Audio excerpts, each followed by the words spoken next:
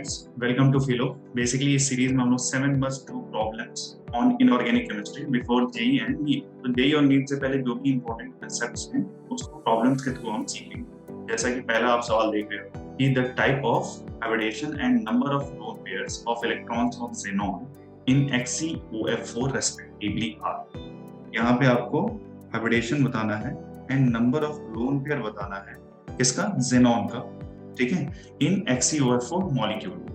तो ऐसे सवाल जब भी आए कि किसी मॉलिक्यूल में हाइब्रिडेशन बताना है, नंबर ऑफ लोन पेयर्स बताना है, तो सबसे पहले तो आप उसका रफ स्ट्रक्चर कर लो। और रफ स्ट्रक्चर ड्रॉ करने के लिए first you have to identify the central atom. तो इसमें सेंट्रल एटम कौन सा होगा, पहले तो वो आइडेंटिफाई। तो जैसे कि यहाँ पे आपको 3 एटम दिख रहे हैं, ठीक है, xenon, ऑक्सीजन एंड फ्लोरीन। यहाँ सिंबल मैंने बनाया हुआ है 3 एलिमेंट का। तो ये 3 एलिमेंट में कौन सा जो होगा सेंट्रल एटम होगा वो पहले आइडेंटिफाई करना होगा। तो xenon, फ्लोरीन और ऑक्सीजन में जिनका इलेक्ट्रोनेगेटिव कम होगा या जिनका साइज ज्यादा होगा वो क्या होंगे, सेंट्रल एटम। तो यहाँ देखो xenon जो होगा इस केस में सेंट्रल एटम होगा xenon। तो ये आपको central atom, this is the central atom. तो oxygen and fluorine will be terminal atom, ठीक है। तो ये टर्मिनल एटम होंगे। फ्लोरीन और ऑक्सीजन जब भी टर्मिनल एटम होंगे तो ऑक्सीजन क्या बनाता है, बाइवेलेंट एटम है। बाइवेलेंट मतलब सेंट्रल एटम से डबल बॉन्ड के थ्रू अटैच होगा, ठीक है। ये सेंट्रल एटम से डबल बॉन्ड के थ्रू अटैच होगा। ये आपको पता होना चाहिए कि ऑक्सीजन बाइवेलेंट होता है और ये सेंट्रल एटम से जब भी एज अ टर्मिनल एटम होगा तो सेंट्रल एटम से बाइवेलेंट डबल बॉन्ड के थ्रू अटैच होगा। और फ्लोरीन क्या होता है, मोनोवेलेंट। मोनोवेलेंट मतलब वो सिंगल बॉन्ड के थ्रू सेंट्रल एटम से अटैच होगा जब भी एज अ टर्मिनल एटम होगा फ्लोरीन, ठीक है। तो अब इसका हम रफ स्ट्रक्चर, ये हमने आइडेंटिफाई कर लिया। ये हमें पता है कि ऑक्सीजन बाइवेलेंट होता है, फ्लोरीन मोनोवेलेंट होता है। जब भी एज अ टर्मिनल एटम हम इसको ड्रॉ करेंगे तो यहाँ पे अब इसका हम रफ स्ट्रक्चर ड्रॉ कैसे करेंगे वो देखो आप। पहले तो xenon हमने सेंट्रल एटम लिख दिया, ठीक है। तो ये xenon सेंट्रल एटम लिखने के बाद अब उसका ऑक्सीजन से हम अटैचमेंट दिखाएंगे। तो ये रहा, ऑक्सीजन से वो डबल बॉन्ड के थ्रू अटैच होगा। और बाकी जो 4 फ्लोरीन आपको दिख रहा है मॉलिक्यूलर फॉर्मूला में, तो ऐसे ही 4 फ्लोरीन, ये हम बेसिकली रफ स्ट्रक्चर बना रहे हैं, ये दिमाग में रखना, ठीक है।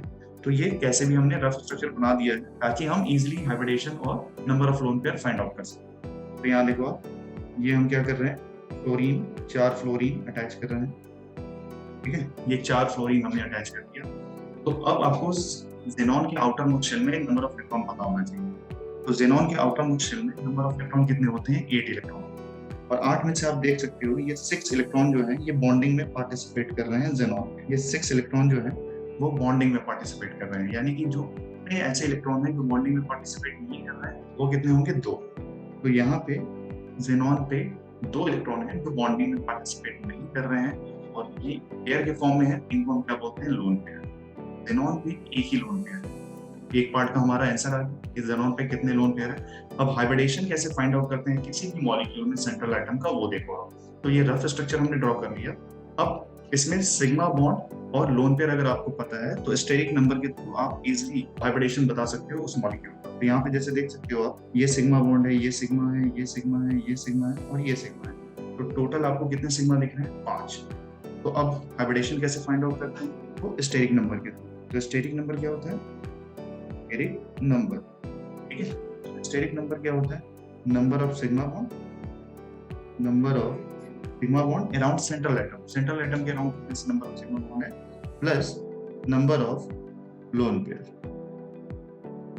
सेंट्रल एटम पे कितने लोन पेयर है, तो ये सेंट्रल एटम के अराउंड सिग्मा बॉन्ड कितने हैं और कितने लोन पेयर है, ठीक है। तो वो आपको क्या देगा, स्टेरिक नंबर। यहाँ पे हम देख रहे हैं xenon के अराउंड कितने नंबर ऑफ सिग्मा बॉन्ड है, 5 एंड लोन पेयर कितने हैं xenon के, 1। तो टोटल यहाँ पे कितना आ रहा है, 6। और 6 स्टेरिक नंबर का मीनिंग है कि 6 ऑर्बिटल की मिक्सिंग हो रही है। और 6 ऑर्बिटल का मिक्सिंग मतलब क्या होता है, यहाँ पे 6 ऑर्बिटल की मिक्सिंग के कॉरस्पॉन्डिंग हम क्या बोलते हैं, हाइब्रिडेशन क्या होगा, sp3d, ठीक है। तो जब भी ऐसा हाइब्रिडेशन आपको फाइंड आउट करने के आए तो आप एक रफ स्ट्रक्चर बनाओ और रफ स्ट्रक्चर के बाद स्टेरिक नंबर कैलकुलेट करो and then steric number calculate करने के बाद वो हमें आइडिया देता है कि कितने ऑर्बिटल की मिक्सिंग हुई है। जैसे यहाँ स्टेरिक नंबर 6 आ रहा है, मतलब 6 ऑर्बिटल की मिक्सिंग हुई है और 6 ऑर्बिटल की मिक्सिंग के कॉरस्पॉन्डिंग हाइब्रिडेशन क्या होता है, sp3d2, ठीक है। एक s का ऑर्बिटल, एक 3 ऑर्बिटल और d के 2 ऑर्बिटल की मिक्सिंग होने के बाद, यानी कि xenon का हाइब्रिडेशन sp3d2 है। ठीक है। तो ऐसे ही हम लोग आगे भी वीडियो में आपको इनऑर्गेनिक के जो इंपॉर्टेंट कंसेप्ट है उसको सवाल के थ्रू बताएंगे। और अगर ये आपको वीडियो अच्छा लगा हो तो इसको लाइक कीजिए, शेयर कीजिए और कमेंट कीजिए।